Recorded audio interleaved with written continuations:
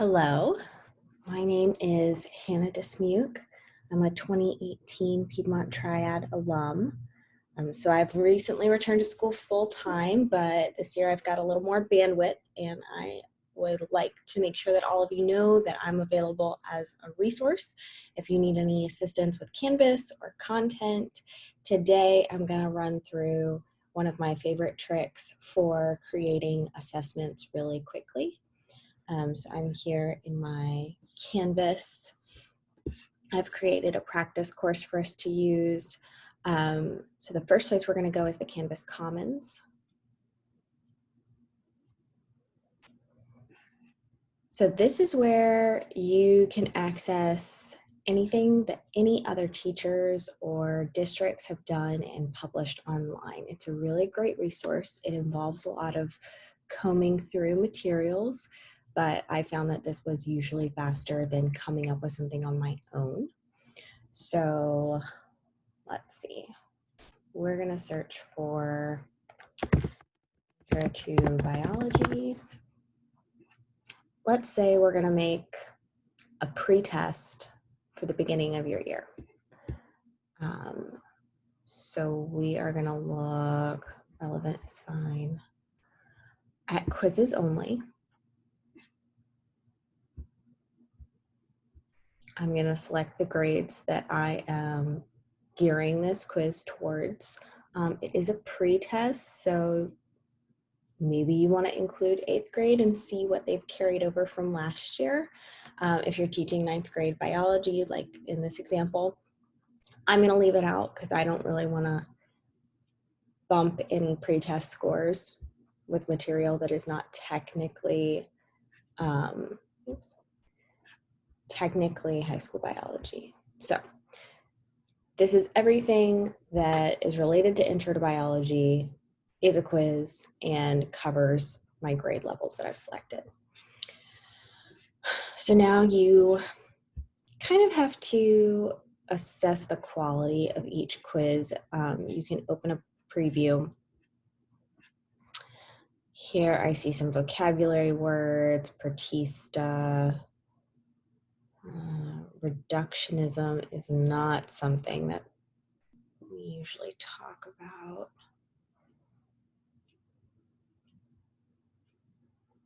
Localized organisms becoming a species. That's criteria we study. Okay, so this is fine. It's not horrible. I'm going to import it. I am going to import it into my practice course. So Canvas takes a minute to complete this import. So you'll see this message successfully started. So it's going to take a minute. We're going to keep browsing while it's importing. Let's see. The number of downloads and the number of stars can help lead you in the right direction. The more downloads there are, the usually the better the quality of the material is. Okay, so I like this here. We see end of semester assessment, which would be great for comparison, right? If we need a pretest, kind of a diagnostic for the beginning of the year, and then we can repeat this same assessment later on in the Canvas course, and it'll give us a really clear data point of how exactly students are doing because they're taking the same test, they're using the same questions each time. So this will really give you a sense of how students are doing as they move forward. So I'm previewing, and again, just clicking on the name of the assessment in the Commons will bring you to that preview page. So you don't have to do anything special. So I'm looking, we've got lots of pictures. I love it when I see quizzes that already have pictures in them. It is not fun or easy to insert your own pictures into Canvas questions. So, all right, I don't see anything that is glaringly outside of grade level.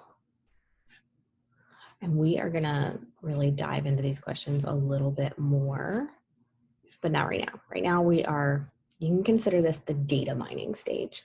So we are just pulling anything that looks remotely good.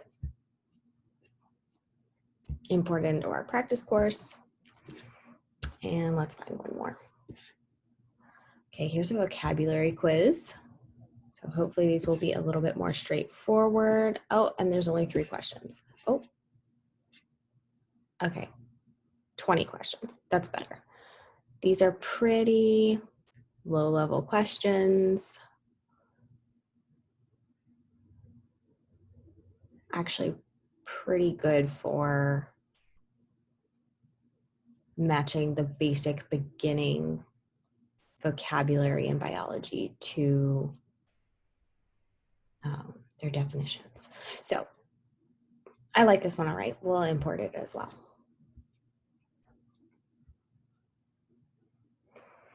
All right, so I've got 3 quizzes that I've imported.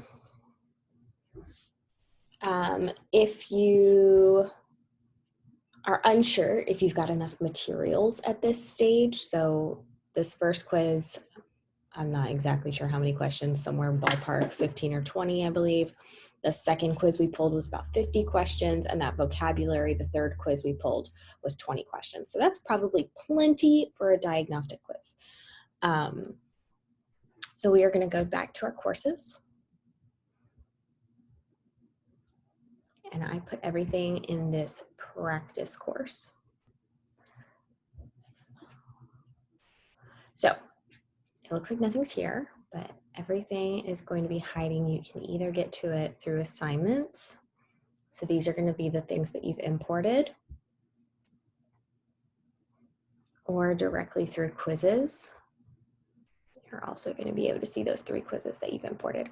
Now, the more and more you do this, the more clogged up your Canvas is going to feel. So just be aware that you're going to have to kind of figure out how to separate quizzes that you've already looked through from the ones that you've most recently imported. So you know, 2-3 weeks from now, if you're following the same process, might want to like know the names of these quizzes that you've imported just in case. There's no need for that to be published yet. But so we're looking at our quizzes.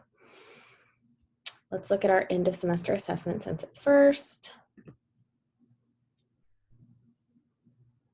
Open it up. It's unpublished. We are not going to publish. We are not going to preview. We are actually going to edit. And this is the trick. So details, this is what students are going to see when they open a quiz. What you type in this box right here. That is going to be their first page. And then as they click through, they're going to get their questions. So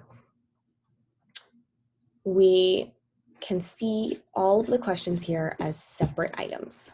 That is excellent. You want all of your questions to be separate items so that you can manipulate them.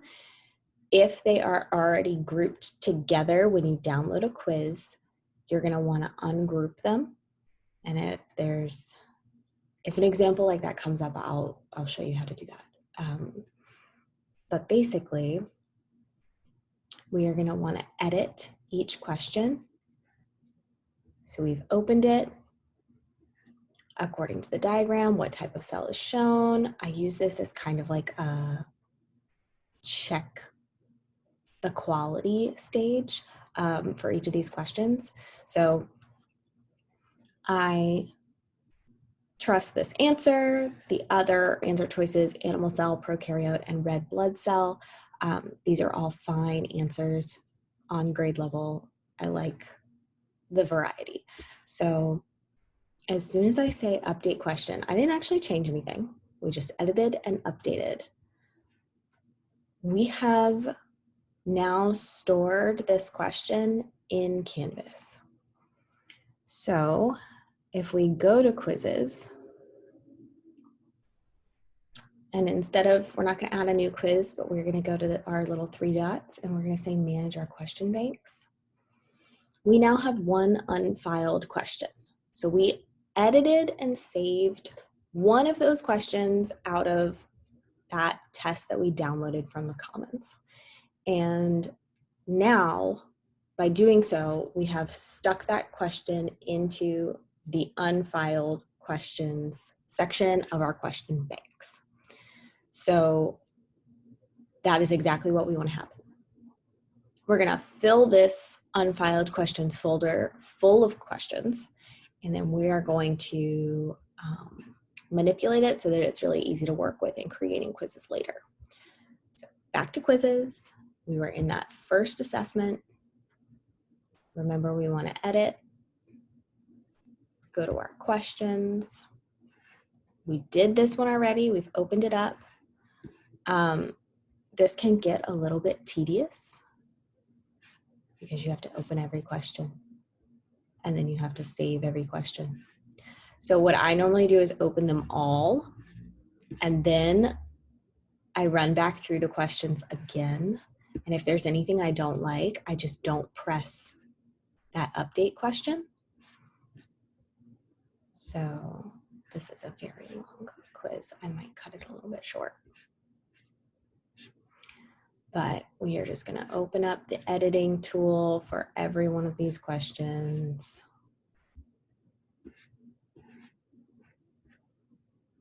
These questions that have pictures, we're going to need to keep a close eye on. Sometimes the pictures come over very easily. Sometimes they do not. I have had instances where students have contacted me and said, hey, I can't see the picture in the question, so I have no idea how I'm supposed to answer this question. There's really, it's tricky to know if one of the questions is going to do that until it's too late. But I'll show you sometimes when you hit the save button, it gives you this wonky little square, like as if you were sending an emoji to an Android phone and they didn't know how to read it. And so if that funny little square comes up, then you know that picture did not come over correctly. All right, we're getting close to the end.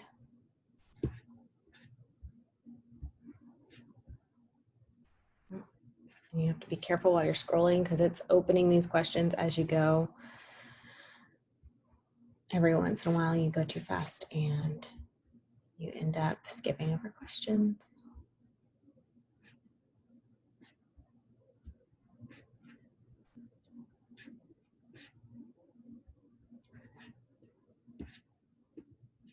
Oh my goodness, it's going on forever. Now you'll see that each one of these questions is titled. That's just how this quiz author chose to create their questions. That's fine. Sometimes they'll be numbered. I like it when they're numbered. It makes it easier to see where your questions are coming from when you are looking in that unfiled questions folder in your test bank.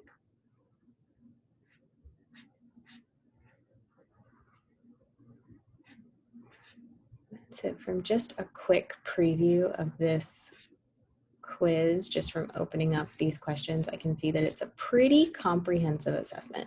I think this is going to be really good for a diagnostic quiz that I can give to students at the beginning of the year, maybe post it again after test 2 or unit 2, maybe try it again after unit 6 or so, and then throw it to them one last time at the end. And you might be wondering, oh, well, they're taking the same test every time, so aren't they just gonna learn the questions and figure it out? Probably not, realistically. Also, we can set it up so that the quiz is not the full 50 or 70 questions, whatever your test bank ends up as. We can set it up so that only 20 questions of that bank are used. So they're not guaranteed to be getting the same questions every time. And in the end, even if they did learn the questions, they still had to learn that material. So my philosophy is I don't really care. I don't mind giving the same test and quiz over and over and over again. I think it's just one more way of learning. So now we're going to go back and look at each of our questions, decide what we want to add to our test bank. So remember, by hitting this update question button, we are saving this question to our test bank. So independent assortment and crossing over increase genetic diversity, good use of vocabulary, and my other question or answer choices. I'm going to go ahead and hit update. So I updated, it shrunk my question back down. Homozygous alleles, the gene code for the same form of trait. All right. So I'm not going to bore you and go through all of these, but okay, we've hit a figure question. So we have a picture that has been uploaded into this question. You never really know if it's going to come over correctly. So we hit update and the box shrunk down and that picture is still visible. That means that our picture went through, or it should mean that our picture went through. We'll find out later, you know, when a kid emails you and says, I have no idea what's going on, but this is usually a good sign. I am not going to vet all of these questions because we're really just looking, oh, see another figure that came over. So that's good. I'm not going to vet all these questions. I'm just going to hit update and show you how to create a test out of your question banks.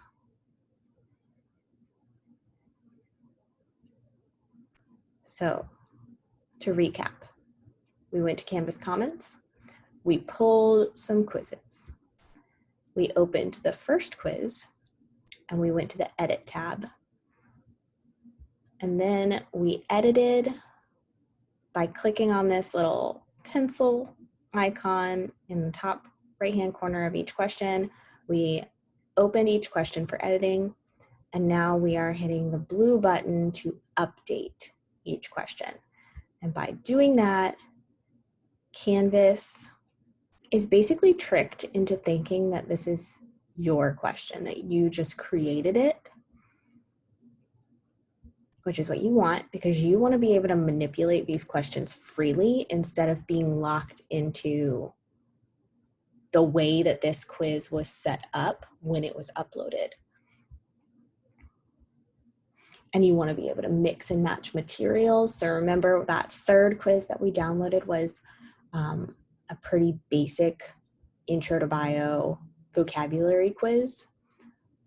So you want some of those questions in your diagnostic, then you need to be able to shuffle questions from 1, 2, 3, 7 different quizzes. So, all right, we opened them all. We closed them all. And now, when I go to quizzes, and I go to ... and manage my question banks, I have 50 questions that are unfiled. So we're gonna edit and we're gonna change the bank name to diagnostic 1. Hit enter. You've changed the name. Every time you pull questions, Canvas will generate a new unfiled questions folder. So you don't have to worry that all those new questions are just going to drop into diagnostic 1 and you've ruined everything. So it's actually very convenient that you can just do the renaming and you don't have to move questions by hand. So it's another very tedious task. So we have our first chunk of questions for our diagnostic. We're going to go back to quizzes.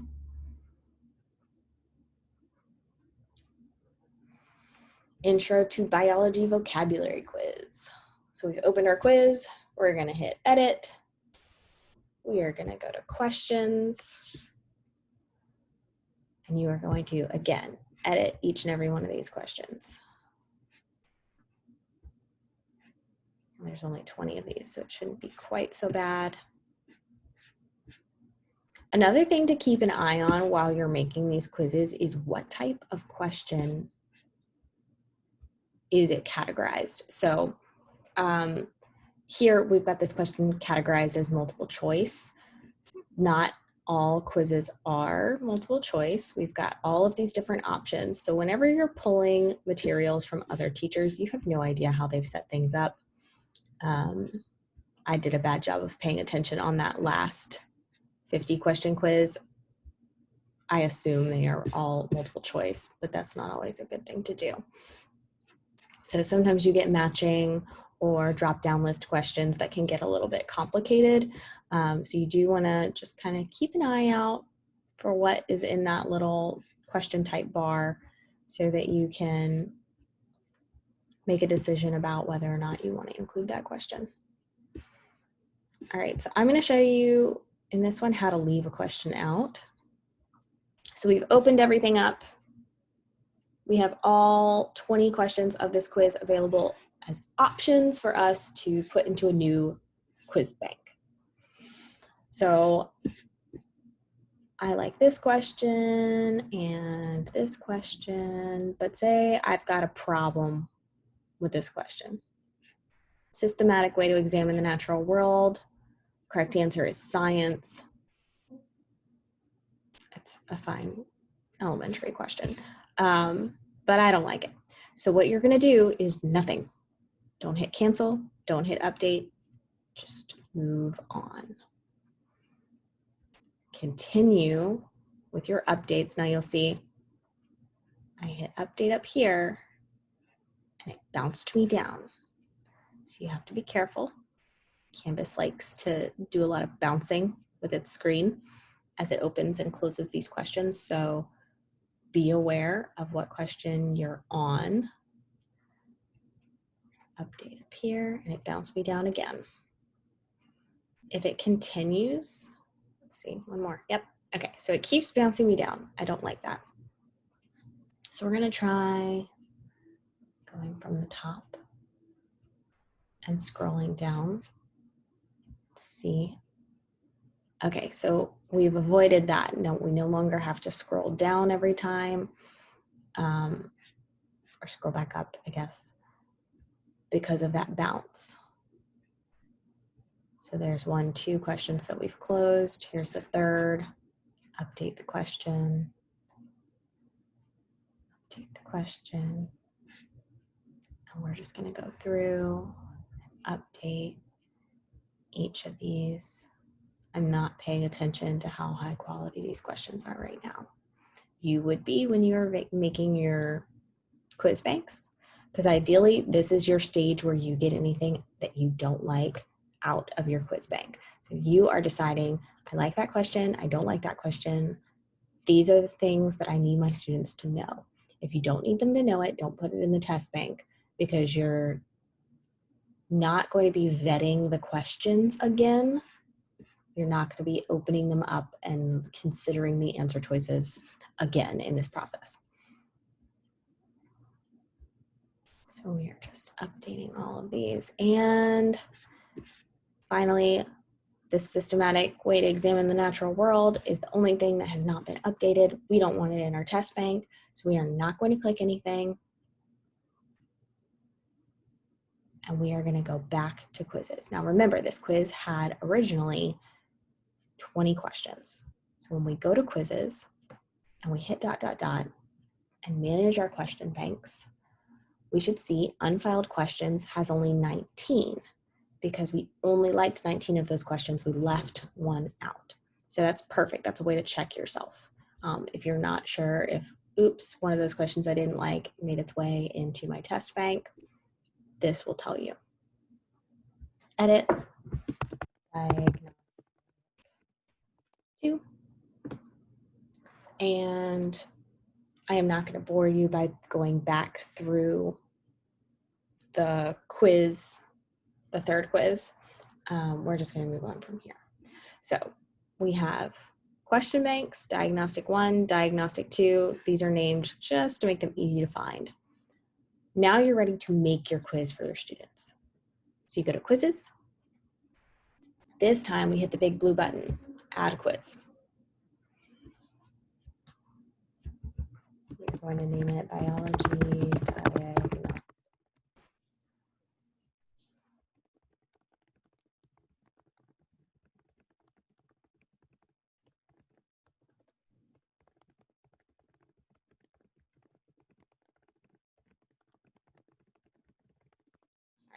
write your students a little note if you want to. We'll come back to the details. But first, we're going to add the questions. So we do not want to add these questions one by one because we have something like 70 questions to pick from. We are instead going to add a new question group. We are going to call this first group Diagnostic 1. We are going to link it to the Diagnostic 1 test bank.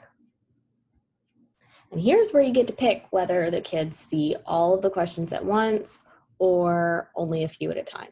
So it's a diagnostic quiz. At the very beginning, I want it to be about 30 questions long. I have 50 questions that are multiple choice and kind of a higher difficulty. And then I have those 20 vocabulary questions that are truly intro to biology vocabulary words. So I'm going to say I want 25 of the questions to be those higher level questions. And I'm going to make them 2 points apiece. This is arbitrary, unless you want everything to add up to a nice, neat 100, then you can manipulate the points per question. Or if you wanted to weight a question group. So this first group, each question is worth 2 points. If you were thinking, well, the vocabulary questions were kind of lame, they weren't that difficult, they're only worth 1 point. So you can do a little bit of question differentiation that way. But so we want this quiz to pull 25 questions at 2 points apiece from our Diagnostic 1 bank. So we've created that group. We're going to create another one, Diagnostic 2, linking it to Diagnostic 2. We want 5 questions here for a total of 30 questions for our diagnostic test, 2 points per question, and we create our group. Now, we decide how we want this to appear in the grade book, whether it's graded or practice or whatever. I like everything to be graded just so that students can really track their progress. We want to store it in our assignments. You may shuffle the answers. So your A, B, C, D answer choices can be shuffled. I like them to be shuffled. Makes it a little bit more difficult for students to communicate and try to complete quizzes together.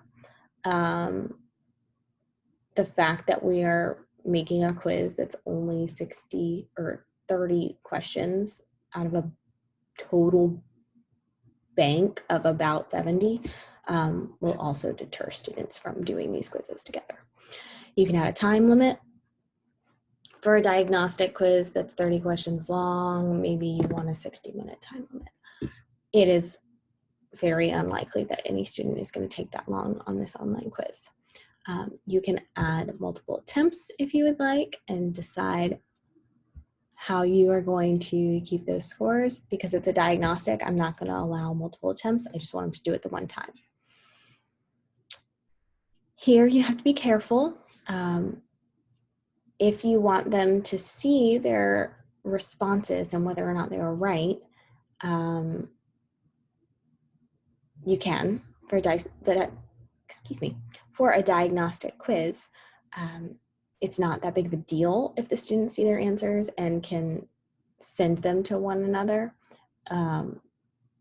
But on a quiz or a test where you really do want to know each individual student's personal ability, which, let's be honest, that's the goal of a diagnostic, right? You really don't want to know what their friend knows. You want to know what they know. I usually uncheck this box. So it takes away the ability for students to go over their work and look at what the actual right answer was. But if you're worried about that, then you can say that they will be able to see those correct answers, but maybe not until next week. And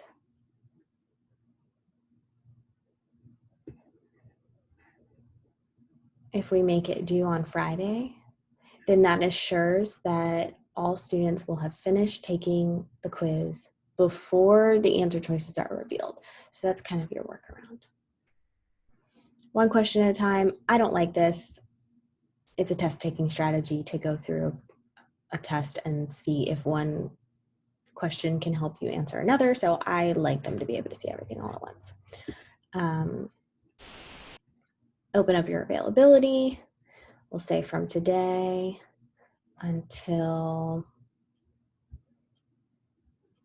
October 1st. So you probably already know this, but the due date is a little bit arbitrary here in Canvas. So this is when they're technically supposed to complete the work. If they complete the work after this date, it will just say late. It will still let them into the quiz as long as the availability is still open. So if you wanted to lock a student out of a quiz because they did not complete it on time, this availability would need to match the due date. In the spring, that was not an option. We were keeping availability wide open until the very end of the semester and using these due dates to kind of track whether students were following along at the correct pace. So we have set up our quiz, we've added our questions, we are going to save. It's not published yet. We are going to preview before we publish. So here we see that random questions have been pulled, 20 random questions from that first test bank, 25 random questions from that first test bank, and 5 questions from that second test bank.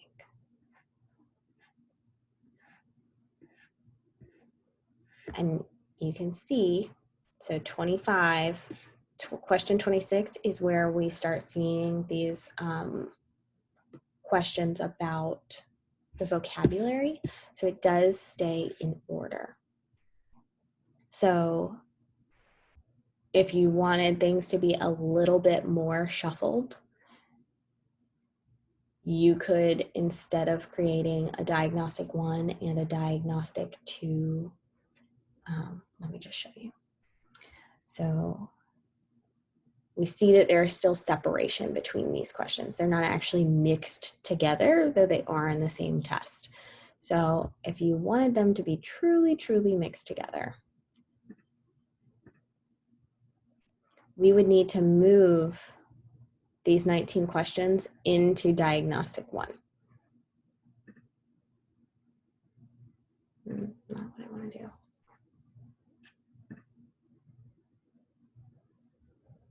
So we would need to move multiple questions.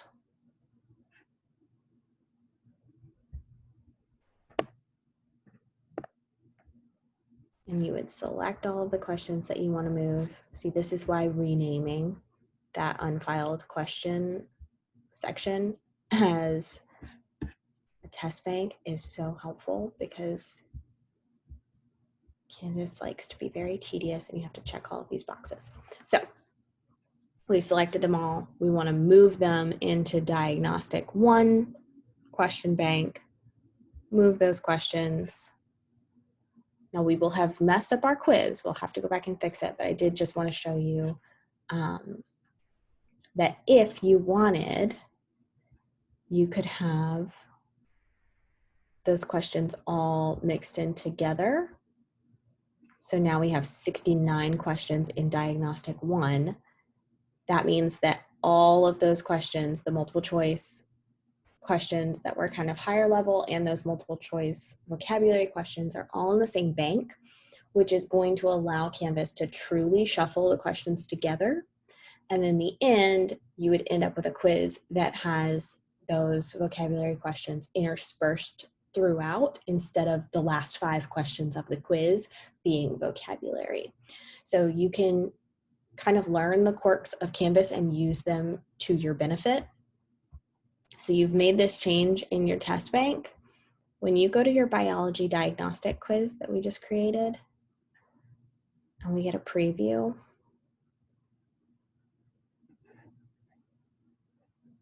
we are going to see, here are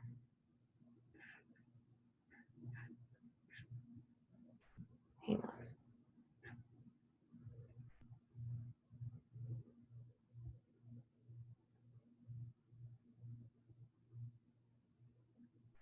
Okay, making sure we're in the right quiz.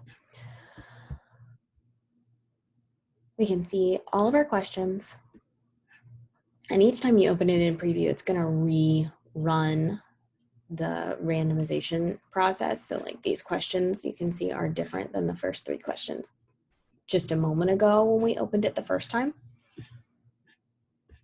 So we have a random selection, but we end at 25 this time. And that is because we emptied our second test bank. When we transferred all of those questions over, now this quiz no longer has a bank to pull those last 5 questions from. So to fix that, you would have to edit your group. So in the questions tab of the quiz, you would need to go in and edit the group. You could fix this pretty simply by just saying now you want 30 questions pulled from that first test bank, because we dumped all of the questions into this first test bank. And we want no questions from diagnostic 2, so we'll just delete that group. Now we have 30 questions, 2 points apiece, and when we hit preview this time, we should actually get a quiz that has all 30 questions. There we go. So those are just some of the tips and tricks that I have for creating quick and easy quizzes that prevent you from having to enter each question one at a time.